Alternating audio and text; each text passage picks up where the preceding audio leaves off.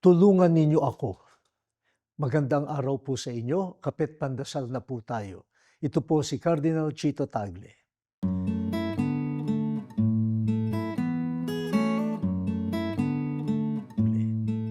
Kailan ka humihingi ng tulong sa ibang tao? Kapag kinakapos ka ng pera para sa mahalaga o bigla ang gastusin? Kapag may mabigat kang bubuhatin mula sa kalye, papasok ng bahay? Kapag natapilok ka at hindi makalakad ng maayos? Kapag hinahabol mo ang dumukot sa pitaka mo? Kapag nawawala ang anak o magulang mo?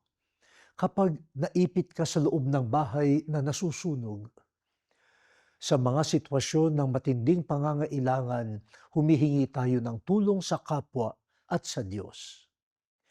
Ngayong panahon ng Easter o muling pagkabuhay ni Jesus, humingi tayo ng tulong sa isa't isa para maibahagi ang mabuting balita sa lahat ng tao. Marami pang hindi nakakakilala kay Jesus. Marami pang hindi nakakarinig sa kanyang salita. Maraming madilim na sitwasyon sa mundo ang nangangailangan ng kanyang liwanag. Maraming taong nagdurusa na mapapalakas ng kanyang pagdamay. Kailangan lang natin ng marami pang manggagawa sa misyon.